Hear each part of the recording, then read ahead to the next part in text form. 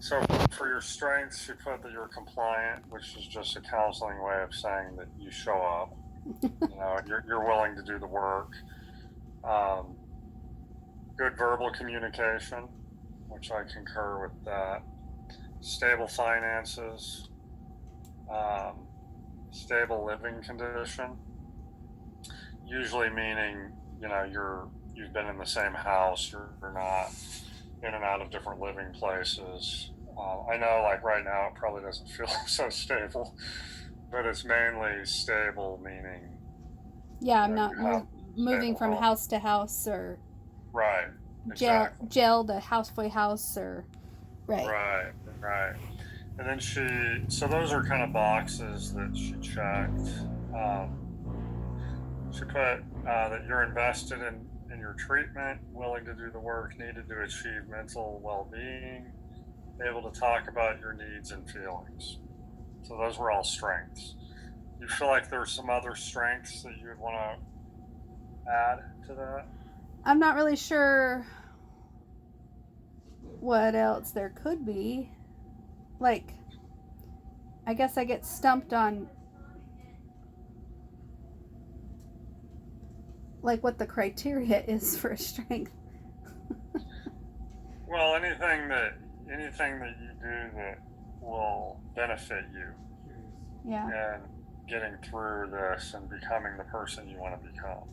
I think Maybe those are good. maybe emotional intelligence and awareness. Those are words that I feel like I'm doing really well at. Okay. Articulating my experiences. That's Yeah, another. I agree with that.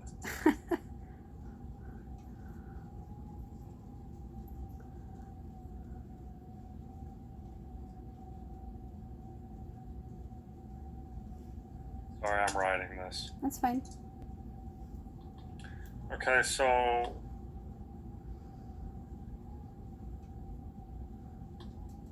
they have there's well, let's go through the risk factors here. Okay. Um, the main risk factor that she had on was poor support, which I'm assuming. Let me see what she wrote. Client does not have the needed support from her partner, and as a result, struggles to manage her emotions at home. Does that sound accurate to you? For that time frame, yeah. Um, I Now remember, feel this was an update, so we want to make sure we try to I make it. feel like recently he seems to be more supportive, but it comes and goes in waves, so it's not Mhm. something I would consider to have a trust, Consistent. yeah, consistent trust and reliability on, Okay. because his triggers will impact if I feel safe and all that stuff, you know. Okay. Um, we can keep it the same, or we can just add a little disclaimer that support waivers back and forth. I like that because Okay. it is more accurate. Okay. Um,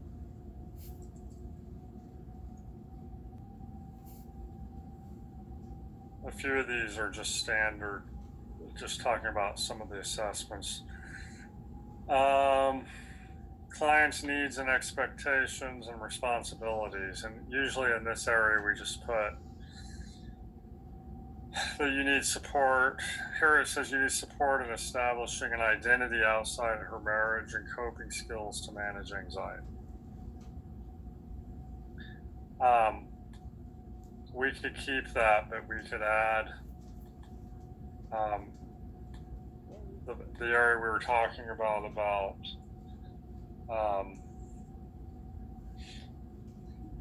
the different personality traits and kind of finding the best of each one. If you want to Yeah, add um, yeah, something like that would work, and base maybe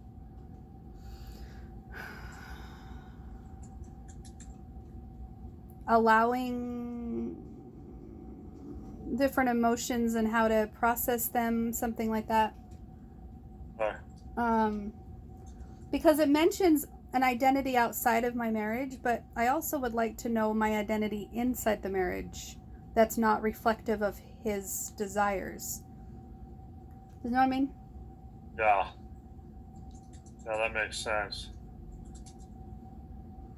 I'm getting better at it, but it's not. Inside and outside Yeah. of the marriage.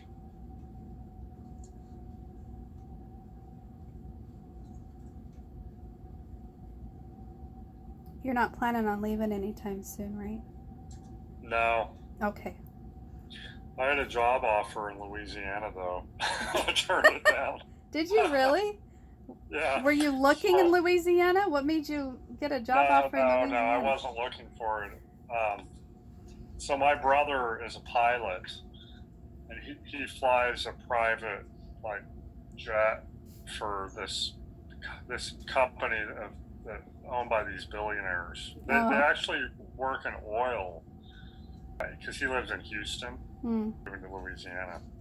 But I looked up the town where it's located, and I found this article that said it's called Monroe, Louisiana, and it says number one in America's 100 most dangerous cities in the country. Oh my gosh, number one?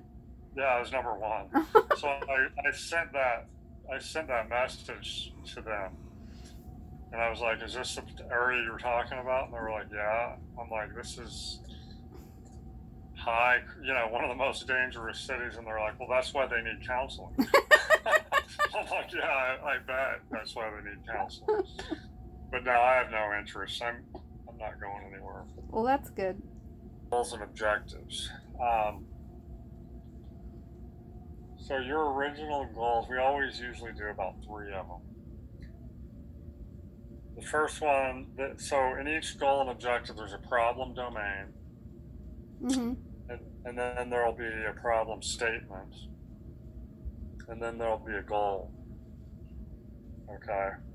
And then, the goals are long term, right? Right. And the objectives are short term, like steps you can take to reach those goals or skills you can learn to reach those goals. Right. So the first one, the problem domain, is dependency. The problem statement says feelings of self-worth, happiness, and fulfillment derived from relationships. Avoids disagreeing with others for fear of being rejected. Feeling easily hurt by criticism and preoccupied with pleasing others. Does all that sound accurate, or does that sound like the old Crystal? It does sound like the old Crystal in a very sensitive, borderline type of reactionary. Yeah, I'm not really sure. That's a good thing, though. That's a good thing. Yeah, I'm not really sure how to describe it now, because now it's really just about maintaining the balance and not having those moments of drastic falls, Yeah. Because I am getting up quicker than I used to, but it's still a pebble in the road when I'm riding that bicycle, Right. I understand that.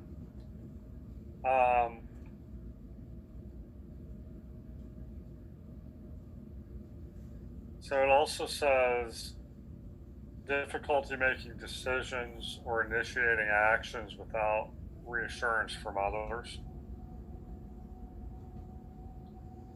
And the way they say they and others, it wasn't other people, and it wasn't across the board. It was my husband. Right. And I know. It almost like if somebody could take a treatment plan of what emotional abuse victims have, what would it say in that spot? It wouldn't say, oh, she needs to stop having hard time making decisions based on the approval of others. No, she needs to remember that she has value and that she's not what her Right. husband says she is and whatever, so Right. I guess No, and I it agree with that. it kind of makes it sound like I'm at the mercy of everyone, but no, I think this is a common happenstance with emotional abuse is you start doubting yourself. Yeah. So, what would you like to accomplish? I know maintaining a balance. Mhm. Um, Um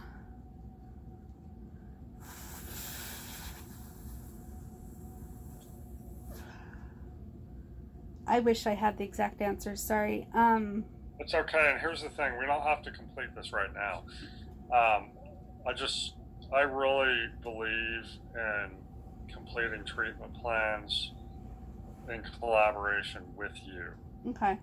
A lot of times, therapists will get a little bit of input, and then they'll just kind of put it together. Mm, I don't think that's really beneficial. I think the more that you invest into this, the more top of mind it is to you, and the more important it is going to be for you to try to reach the goals that you've set.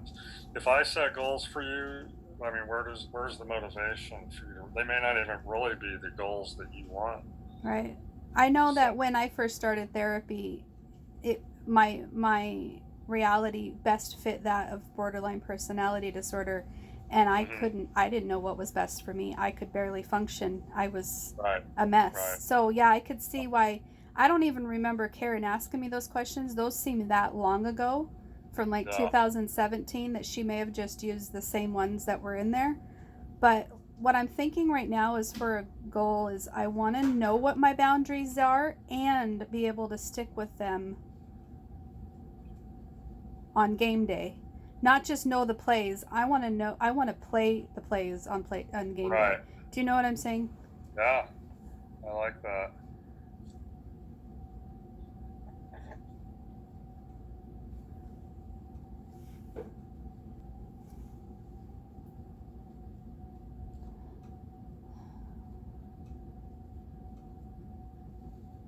I want to understand what my truth is versus what the mask is and be really certain of the distinction. Okay, I'm not sure how you word that, but I knew you would know what I was I talking like the way about. you worded it. Understand what your truth is,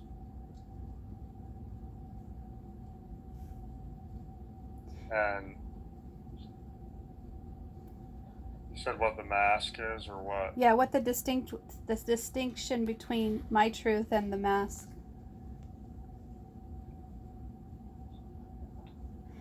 Yeah, I The like other that. the other day I had a desire to just lay in bed next to my husband, and it was just to lay there, nothing else. Hmm. And the entire walk down the hallway, I'm questioning myself in my mind, and I'm like, because this is what I want. Are you sure this is what you want? Why are you doing this? What's your motivation? I don't have a motivation. I just want to do this. This is what I want. Are you sure? Are you sure? Yes, yes.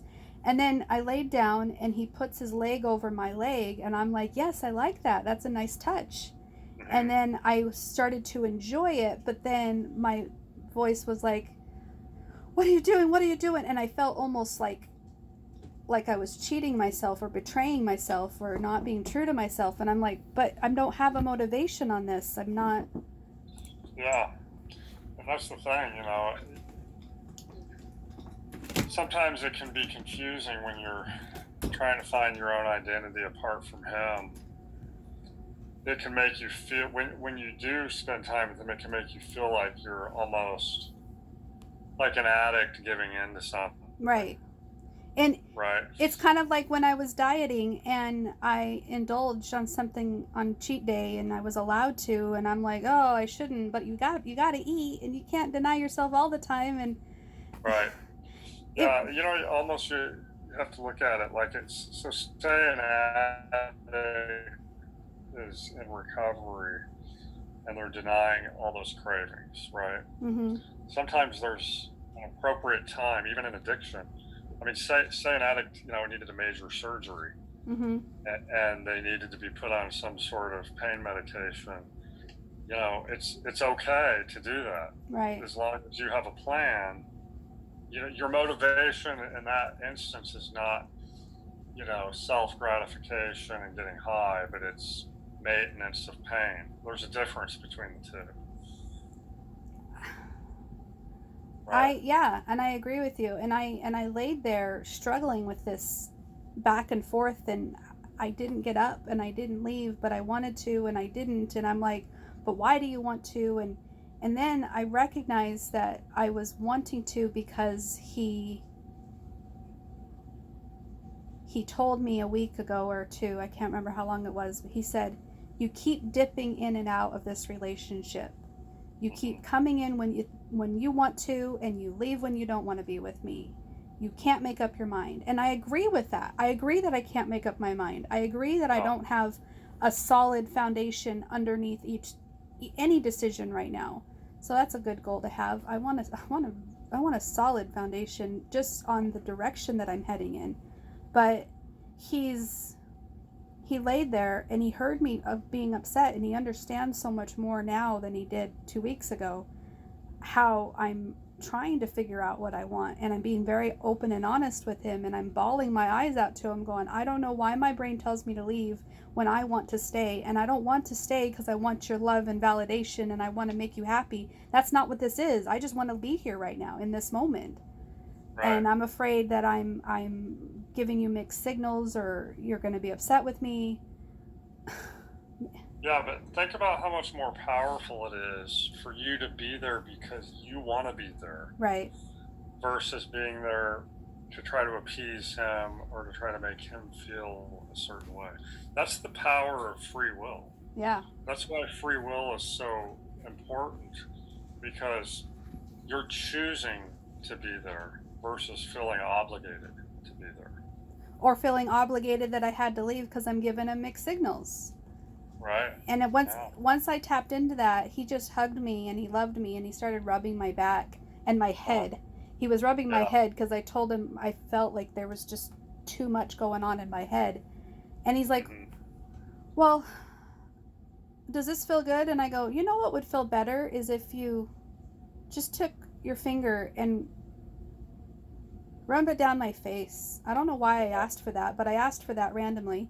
And so he Hmm. started to, and I'm crying and my eyes were closed and I'm just laying there and he just does it ever so lightly. And all of a sudden, I went right back in time to the last time someone did that to my face. And the last time someone did that to my face, I was 11 years old.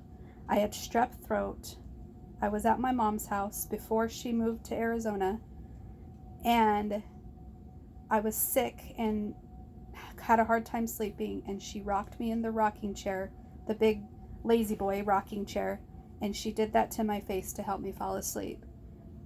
And I just sobbed even more, and I'm like, I think you're tapping into this moment where I haven't felt safe in a long time. And just being Hmm. able to open up to him and tell him that I'm having this back and forth moment, Yeah. and this is what I want, and this is how you can show me love and safety. This is how you can show me love and safety right now. Isn't that weird that that's what I want right now? I don't want affection. I don't want, intimacy. I want safety, and that's where that came for me. Well, I think part of the reason it was so powerful is because you've been lacking that in the relationship, that security, and to be able to get it with no ulterior motive, and to really feel like, I don't know that you've ever felt that Not in a real. without, yeah, it's always been a tit for tat, this or this for that exchange of, I'll give you Right. this emotional safety if you give me that emotional safety. And it was never authentic, it was synthetic. It was based on what we were giving each other. Well, yeah, because you're part of the reason that you used the Kathy personality was to try to get that type of security in the relationship. But this was a time where you were able to get it without using that, just being yourself. Right. And I don't know that you've ever received that, or if Crystal's ever received that, you know. And really, that's what you're seeking in the relationship is relationship without ulterior motive. Just being content to be with each other the way that you are. Right. That is Not the way that he wants you to be, but the way that you know that you are. That's exactly what And, I'm seeking. Yeah. right. And in the same, the same time, you know, you'll have to work on accepting him for who he is. Um, and that's the challenge, because you're going to have to see, through his kind of recovery, you know, the issues that he addresses. Part of the problem is that some of those issues that he had kind of triggered you to feel the need to cope by using Kathy to do it, like the jealousy and stuff like that.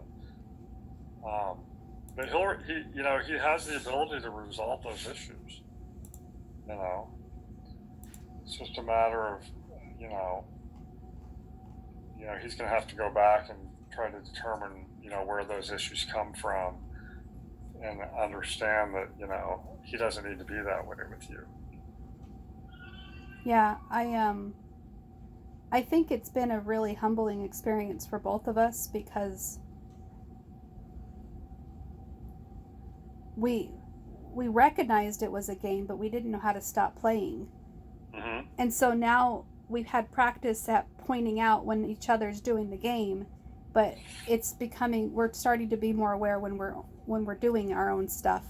Like he mentioned the other day that he had a taste of my Diet Pepsi, and this man would only drink Dr. Pepper for all his life until recently he started drinking Dr. Pepper, where he always made terrible jokes at my Diet Dr. Pepper, thinking Diet Dr. Pepper was the worst drink in the world. You took a great drink and you ruined it, Mm-hmm.